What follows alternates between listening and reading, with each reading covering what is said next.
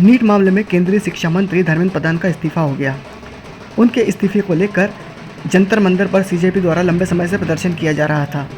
केंद्रीय शिक्षा मंत्री के इस इस्तीफे पर कांग्रेसी कार्यकर्ताओं ने खंडवा में जमकर जश्न मनाया।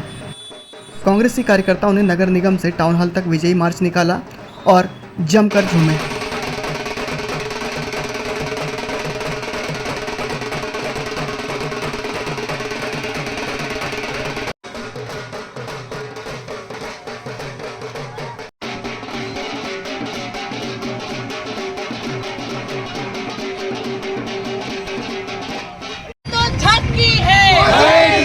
बाकी है यूथ कांग्रेस जिंदाबाद जिंदाबाद जिंदाबाद एनएसयूआई जिंदाबाद जिंदाबाद जिंदाबाद छात्रों के सम्मान।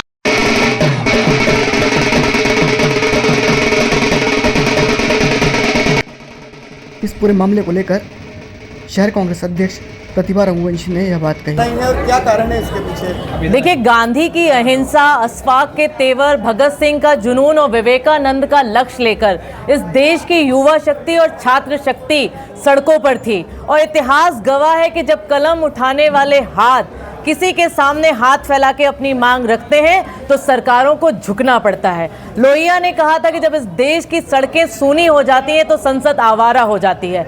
लेकिन हमारे देश के युवा वर्ग ने, जिसे हम जेन जी कहते हैं, इस बात को याद दिला दिया कि जब इस देश की जवानी किसी निर्णय पे पहुंचने के लिए थाम लेती है और निर्णय ले लेती है तो सरकारों को झुकना पड़ता है। लेकिन शिक्षा मंत्री का इस्तीफा केवल एक व्यक्ति का इस्तीफा है। हमारी लड़ाई का प्रथम सोपान में हम कामयाब जरूर हुए हैं, लेकिन हमारी जो दो मांगे थी वो भी माननी पड़ेंगी। इस देश में शिक्षा व्यवस्था के बदलाव की आवश्यकता है और इस देश ने एक बार पुनः अहंकार को भारतीय जनता पार्टी के तोड़ा है। यही राजनाथ सिंह जो कहते थे कि हम भारतीय जनता पार्टी में इस्तीफे नहीं होते, आज इस देश के युवाओं ने आपको इस्तीफा लेने के लिए मजबूर कर दिया।